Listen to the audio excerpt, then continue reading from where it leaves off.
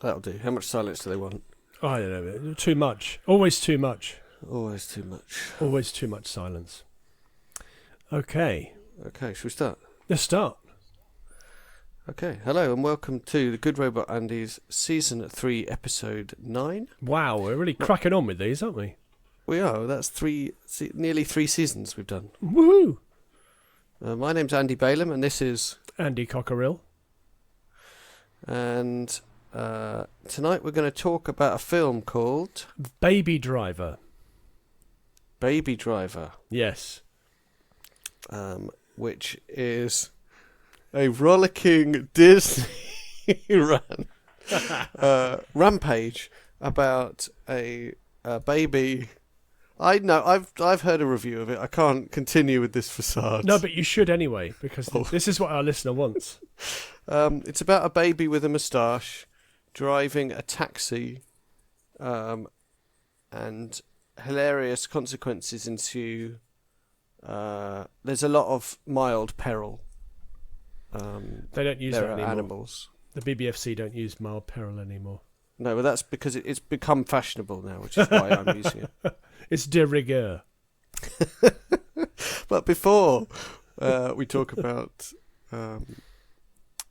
Baby Driver, the rollicking Disney, I should explain, by the way, that that review is based, or that synopsis is based on the title without any reference to the content of the film.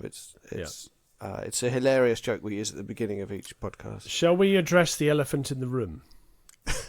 Okay, go for it. Yeah. The ghost of podcast last, Uh-huh. which is the one that my son says is the most boring thing he's ever listened to.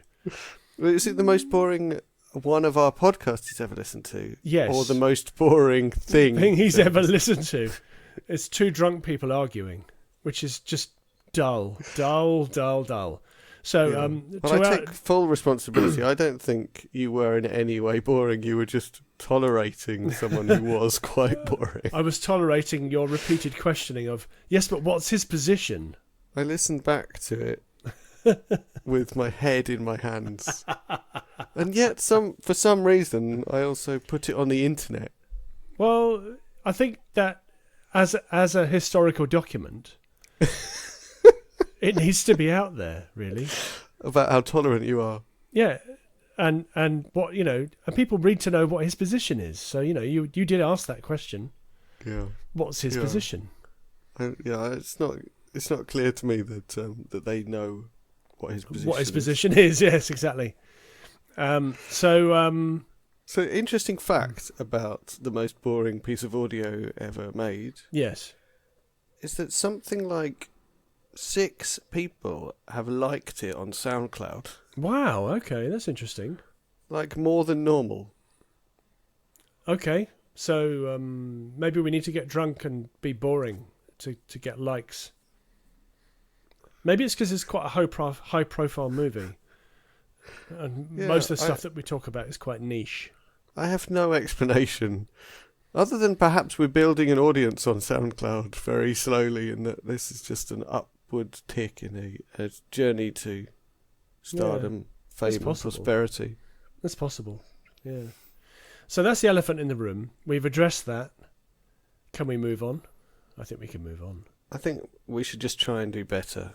And if anyone would like to send us feedback about how to do better, we'd welcome it. Because it would basically indicate that someone's listening. That's true. Yeah, as we get precisely 0 feedback. Yeah, not because we want to improve, but simply because we want to know you're listening. Some improvement required. There's a heavy responsibility on you, listener, because there's only one of you. We're asking you specifically, the person who listens, to let us know that you're listening. So that we feel better. Alrighty. I agree with that. Shall we move on? Let's move on. Okay, so Baby Driver is not... Or Baby Driver. Baby Driver is not a rollicking Disney adventure. You'll be sad to hear.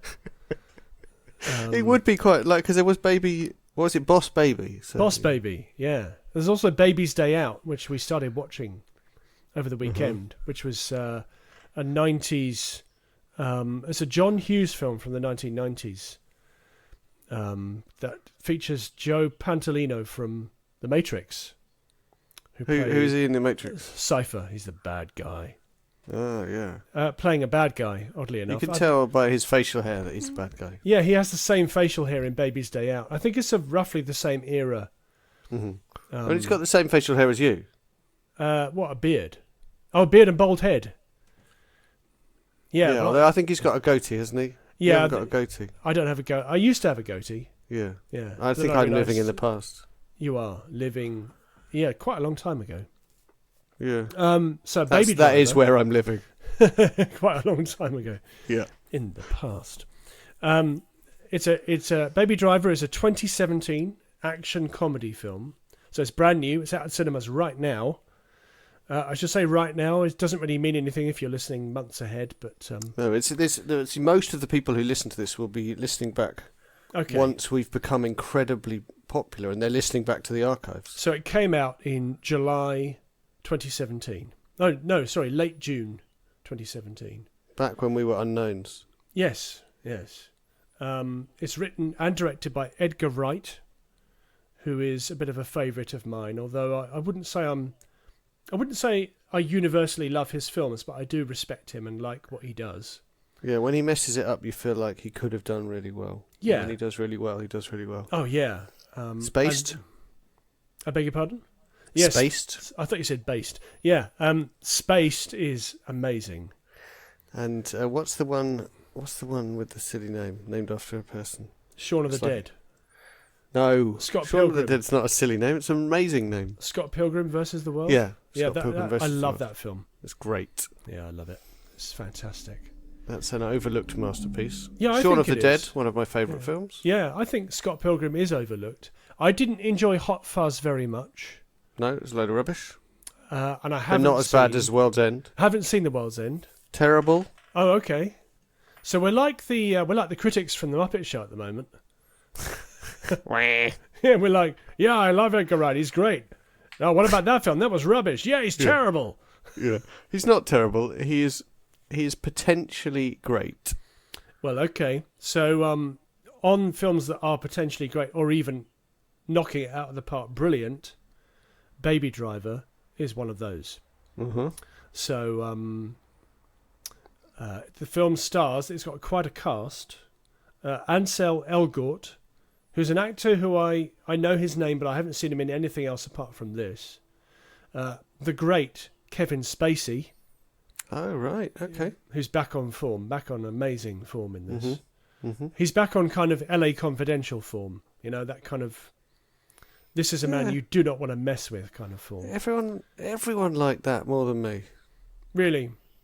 I thought it was fine. Yeah, it is fine, but I think Spacey's really great in it. Right, I don't remember him, so yeah. Okay. Right. Lily James is in it. Eliza Gonzalez. John Hamm from Mad Men. Playing Who's he in Mad Men? He's Donald Draper. What, the main guy? Yeah, the main guy. Right, okay. Jamie Foxx and John Bernthal, who was in The Walking Dead. Ah, The Walking Dead. As television crack. I can't remember the name of the character he played in The Walking Dead, but he was Rick's deputy. Quite a shady character who'd been having an affair with Rick's wife. Oh, yeah, I've forgotten his name. Yeah, okay, I know the guy. Yeah. Yeah. So John Bernthal is in this as well. A dark character. Yeah, quite dark and disturbing. Yeah. So this is Edgar Wright's latest. It's about a young man played by Ansel Elgort, who has terrible tinnitus. Or as they say in America, or at least Kevin Spacey calls it, tinnitus. Tinnitus. Dude. Which is just wrong. Surely it's wrong. We shouldn't mock them, but seriously, guys. Yeah, come on. Get with the programme. So, do you know anyone with tinnitus? Yes, I do. Myself, I have tinnitus. Your own self. So therefore you can comment on whether it's a good portrayal of tinnitus. Yes, so Baby, as he is known, because this is the main character's name is Baby, and he drives, therefore he is Baby Driver. Yeah, thank you. He wears earbuds and plays music constantly to drown out the tinnitus. Mm-hmm. And I can definitely relate to that. We've got to stop calling it that now. Oh, really? Yeah. I'm quite enjoying it now. Well, otherwise I'm going to end up calling it that. Okay, tinnitus it is then. Cool. So he's quite aloof and kind of self-obsessed, I would say. Mm-hmm. And that winds up the people that he's working with. Mm-hmm. Okay. So the backstory to this is that he was involved in a terrible accident as a child, mm-hmm. which affected his hearing forever, basically. A car accident? Or? Yeah, a car accident. Okay. As a child. And he's working for Kevin Spacey as a driver, mm-hmm.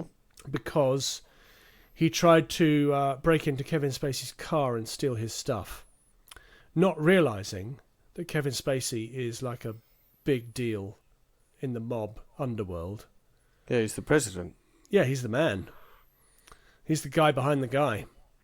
So Spacey says, well, you can work for me. You're clearly a good driver. You come and work for me until I say that the debt is paid. Which mm-hmm. is not a good place to be in. I think you would mm-hmm. probably agree. It's not a good place to be in. Having someone saying you work for me till the debt is paid means it could be never. Mm-hmm. So that's where I am with the bank. So we come in. Oh, really? Yeah. We come in with this. In what we learn is the penultimate job, in which he says, one more, and then you're free.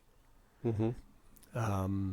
So on this first job that they work on, this is where we first see that Baby uses music not just to drown out the tinnitus in his ears, but also because he knows how long each track is. He carries a whole bunch of iPods. He doesn't use a telephone or anything like that. He's got like 10 iPods in his pocket, and he switches them. He switches them over depending on what music he wants.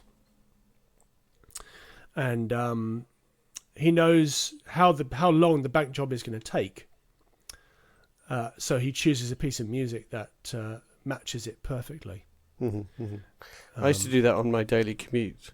What, you used to do a bank job? Well, yeah.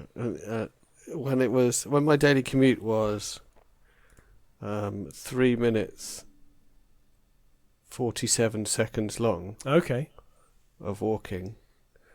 I used to listen to a track by 9 Inch Nails off. It's the instrumental one off the concept album. What's that called? The Slip? Is it called The Slip? No, the one before that. Oh, I don't know that one. No. It's about a fantasy world where there's like a fascist dictatorship and aliens may have landed, and there was an internet game associated with it as well. I think that's reality, isn't it? Yeah, well, that was the point, I think. Okay. But anyway, there was a track on that, an amazing track. No, yeah. It wasn't. Anyway, it wasn't an instrumental track. I can't remember the name of it. This story is useless. And continue. That's all right. It was the same length as my commute. It was good. Okay, so you get the idea of what he's doing here. I'm just like him, basically. Yeah, you're just like Baby Driver. Yeah. So this first job goes really well. And in the next job, Kevin Spacey always hires a different crew for every job, mm-hmm. so that people don't get sort of safe and used to each other and that kind of thing. Mm-hmm. And on the next job, Baby meets Jamie Foxx's character, who is called Bats, mm-hmm.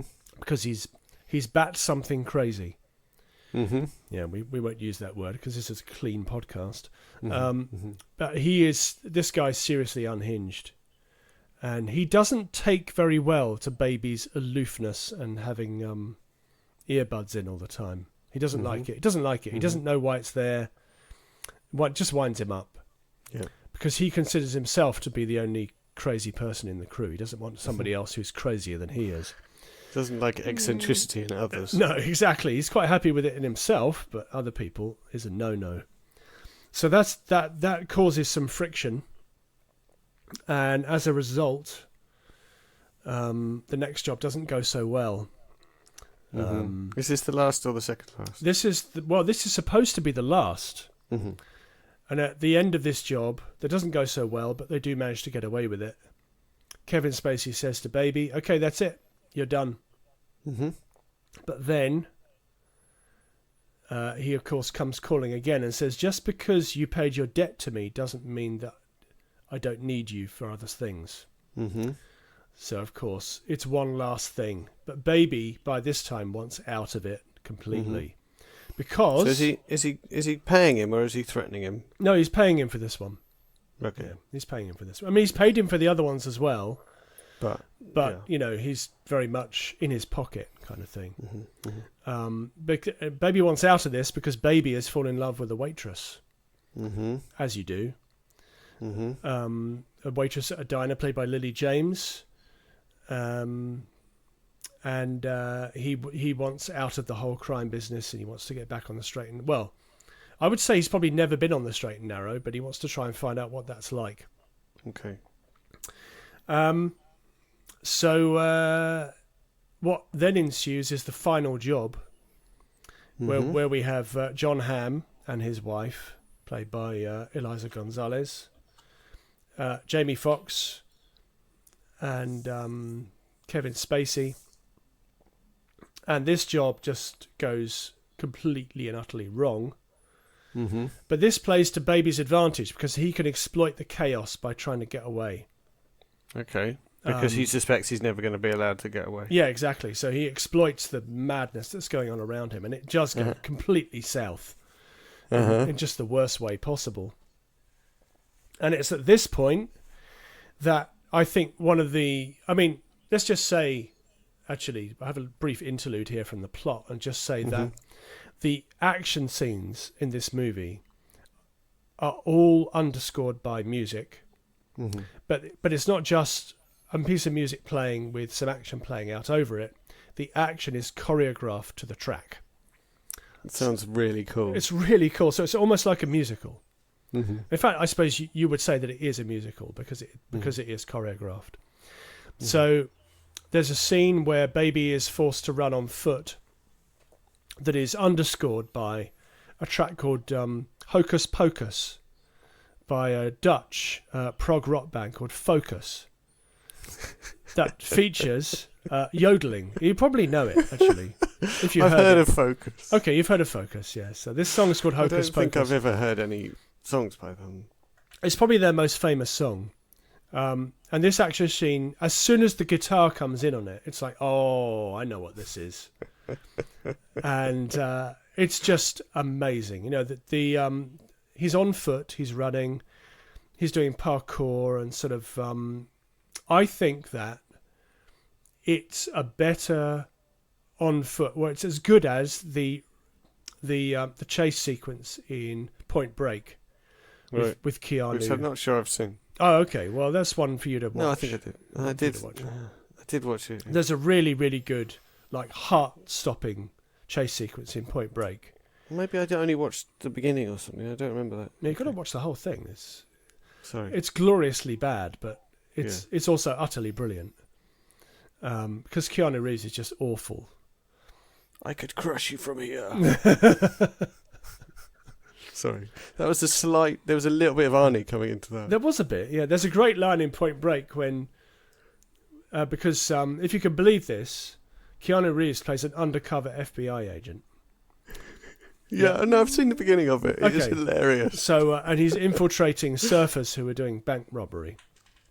And in fact, I can see an influence of Point Break on Baby Driver for sure. But everybody's trying to cut off my head.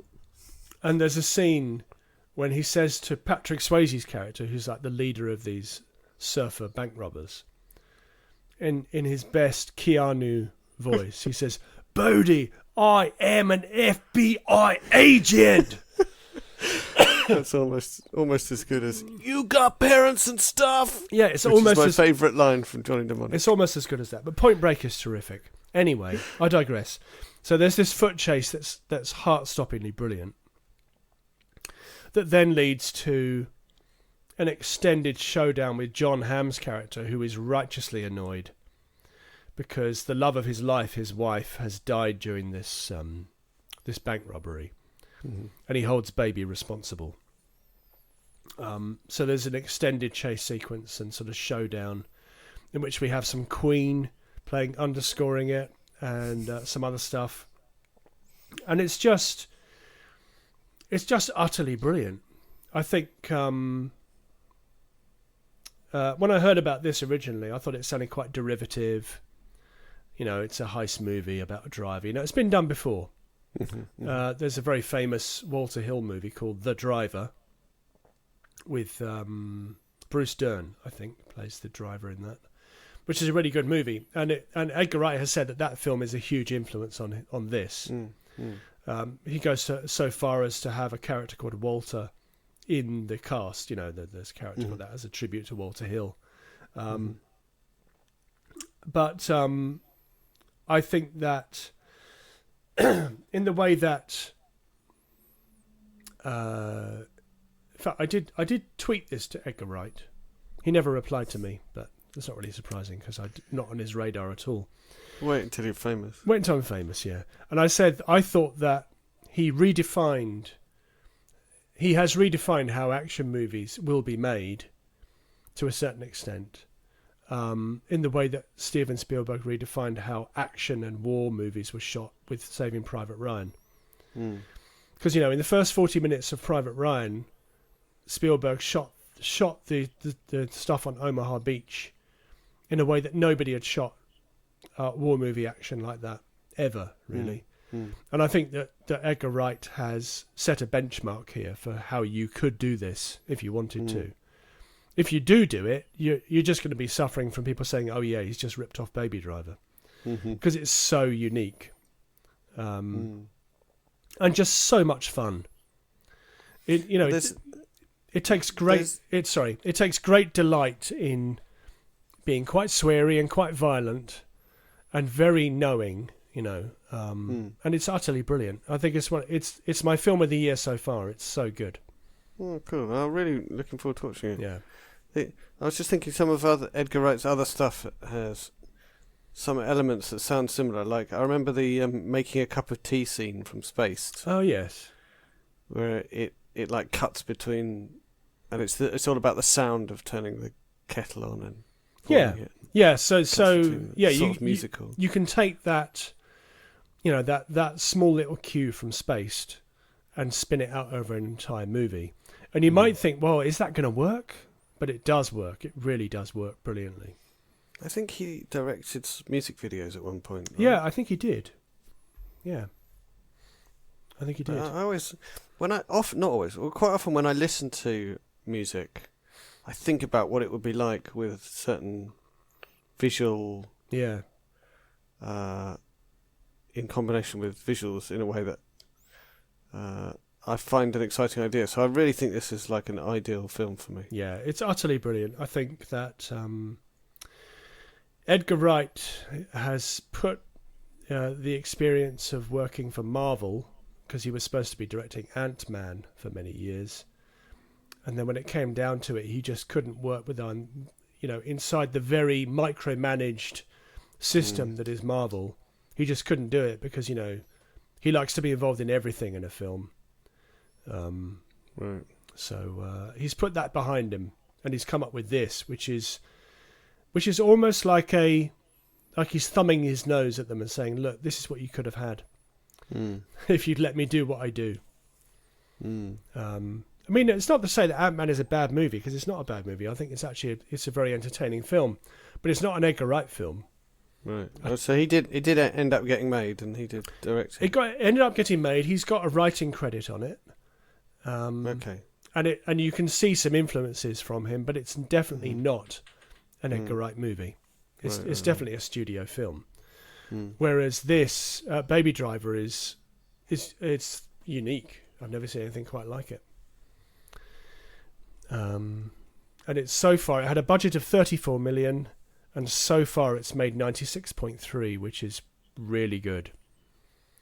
So on listening to the Empire podcast, when they asked him whether he would revisit it, he said, well, the studio have asked me to think about a sequel. So, and I think I'm not going to go into it anymore with the plot because I don't really want to spoil everything for the listener. But didn't warn the listener. No, it's too. The listener already knows. It's too late. I think that a sequel is definitely a possibility. It definitely leaves things open for one at the end. Yeah. Just seeing who else is in it. Flea is in it from the Red Hot Chili Peppers. Right. Yeah. Who's very good because he hasn't been in that much stuff. And also, there's a track that starts the movie in the first heist by the John Spencer Blues Explosion called Bell Bottoms, which is fantastic. But John Spencer plays a prison guard in the movie as well because it's all set in the Boston area, which is really cool. So, speaking of prog rock, yes, someone on Mastodon today was linking to prog metal. Oh yeah, and I was kind of ignoring it until they linked to Tool, who are a band I already like. Oh, okay. And I was like, oh well, if Tool counts, then I must listen to some of these other things. So I spent the day listening to like twiddly prog metal. No, really? Thinking, it's not as good as Tool. No. So what twiddly prog metal were you listening to today? Oh, I can't remember. Was it not good? Something about buried fairies something buried something. Doesn't sound very good. It was, yeah. Well, I don't know. I felt like maybe I should listen to it a few more times before I dismissed it. I personally don't mind a bit of prog now and again. I like 21st Century Schizoid Man by Shining. Yes, you mentioned that before, which is a cover version of King Crimson. Yeah. Yeah. And I quite like the King Crimson version, so maybe I should listen to more of them. Yeah, maybe. I mean, they're pretty iconic, King Crimson. King Crimson. Yeah. King Crimson. I think they're probably an important way post. What's the thing? I should probably listen to them if I was going to understand prog things. Yes, I think so. Probably. I used to like to enjoy listening to Rush quite a lot.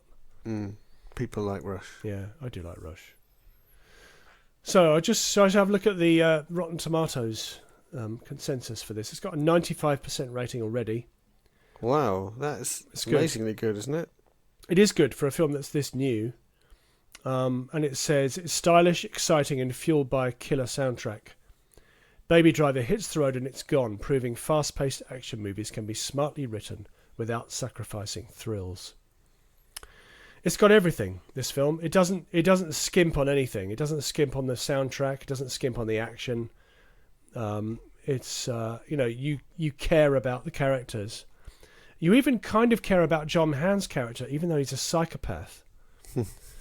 And he's playing... I think one of the problems, with playing a character like Donald Draper on a show like Mad Men is because he plays him so well that if you play him for like 7 seasons, you become intrinsically linked with that character, and nobody can ever look at you and say, well, you're Donald Draper. But he definitely puts that ghost to rest here by playing someone who is not utterly in love with himself. You know, he's got other things going on in his head, and you see that, and he's very, very good. Yeah. So here comes the question. Yes. So is this purely just for fun? Is there any point to it? No, it's pure entertainment. Yeah. Boom. Pure entertainment. Just go and enjoy. It sounds worth it from that point. Yeah, of view. it really is. It's not answering any big questions. It's not. Excuse me. It's not the answer to life, the universe, and everything. It will just take you away for like a couple of hours, which is sometimes all you want from cinema. It is. Yeah. And it absolutely does that. It's it never lets up. There's no kind of slow second act or anything like that. You know, And also, the stunt driving in this film is astonishing. Is it all physical effects? It's all physical effects, so it's all real cars. I couldn't see any CGI going on, but these guys, or and girls probably, are doing stuff with cars that I just didn't think was possible. So that is enormously entertaining as well. Enormously entertaining. It's it's a tour de force.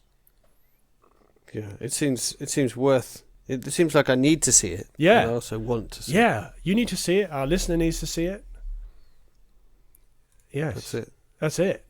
Do some plugging. Okay, so I present a radio show on Glastonbury FM 107.1 in the Glastonbury Street and Wells area of Somerset. We're going to keep going with this joke until it's dead. I'm not speaking. Okay.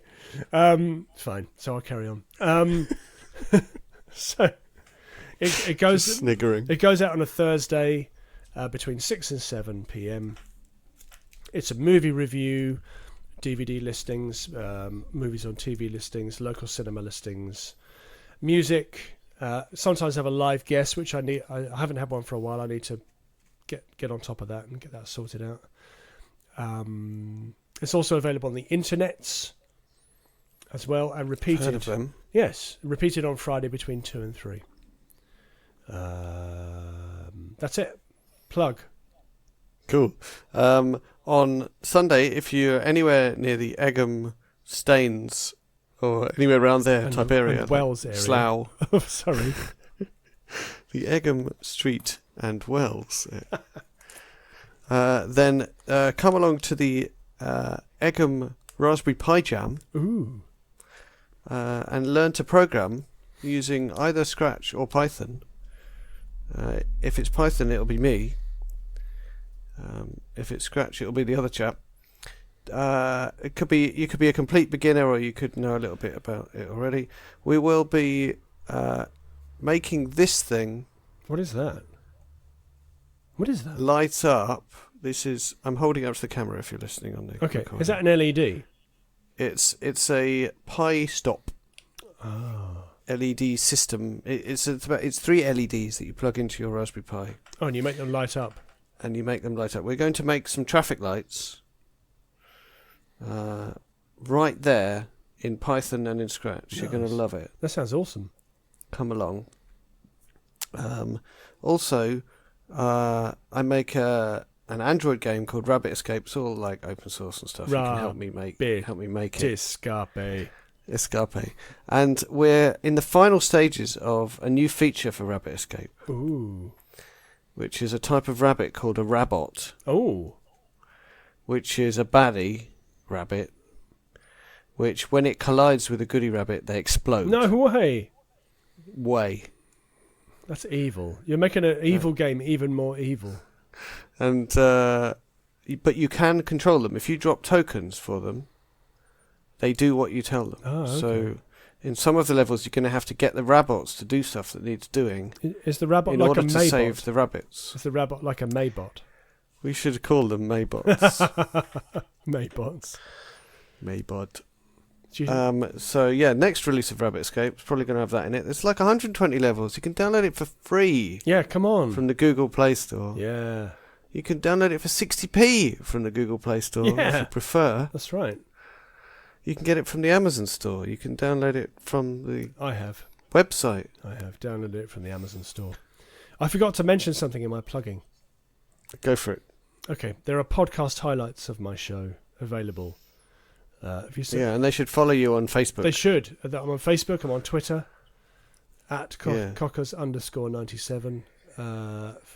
Movie Mashup. Search for Movie Mashup. No camel case, no caps in your podcasting app of choice. And you will find it. You'll find it. And if you search using your favourite search engine for the Good Robot Andys, you'll find our website, and you can click about, and you'll find links to all this stuff and more. About. I think with this podcast, we have successfully laid to rest the ghost of the previous podcast. You think this one was sufficiently better? Well, yes. It's quite a lot shorter. It's sufficiently better than Hacksaw Ridge. And this podcast is sufficiently much better than the Hacksaw Ridge one. Yeah. Good. Well, it's shorter, so at least you've suffered it for less long, listener. I think as this movie's out in July 2017, we'll still be showing. I'm hoping that some people will listen to this podcast and then go and see it if they haven't already done so. Go and see it again. I'm just hoping some people will listen to this podcast. Well, yes, that would be nice. Our listener. That's it. That's it. Thank you very much. See you next time. Goodbye. Bye. Bye.